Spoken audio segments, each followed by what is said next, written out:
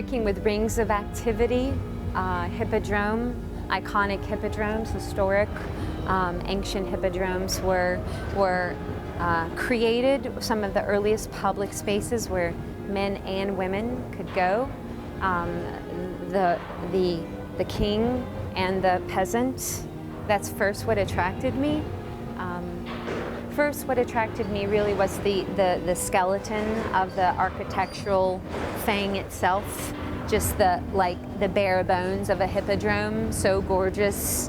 Often working with a bowl of activity in our other public works. This is a public work as well. As you can see, Goodson Yard has been invaded by people and animals all day today. So these rings that start there and continue down, and you asked about the sacred space, and it is the last ring of activity, and it's also the deepest ring of activity. Back to historic hippodromes, they all had sacred spaces in them, and so Kian and I felt very strongly that we needed to have a sacred space. We call it Belly, a sacred place, that pole that we have created. I know that people are going to remember that place.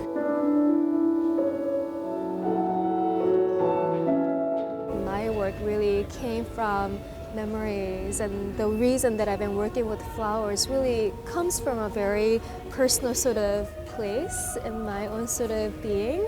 And Lori's talking about the same thing, and so is Rebecca, and so are everybody who's been involved with the project. So therefore it's a lot more communal. So I do not see the landscape that I'm creating as like a personal possession of something that I created. It's something that I just feel as though I don't feel so possessive about it, and I'm just responding and I'm creating, and my work has kind of surrendered with this project. So that's been really amazing, and I think that's a similar sort of experience I think Lori and Rebecca are experiencing too.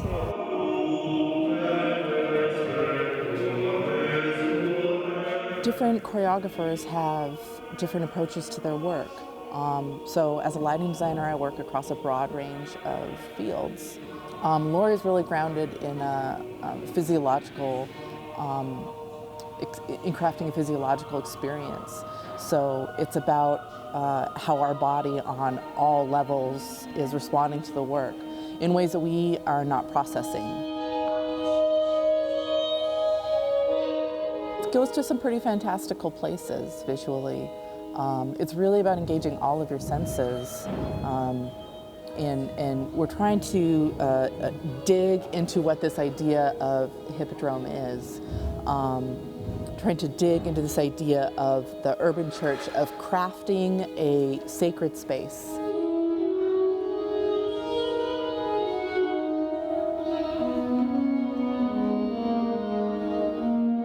There's a sense of activating the human in this work that I'm always invested in, but I think we might have found it differently with this one. And Kian's sense of skin, and Rebecca's sense of light as a philosophy, and Darren Carr and the chef's sense of the nose and the tongue, and Tian's sense of color and contour, and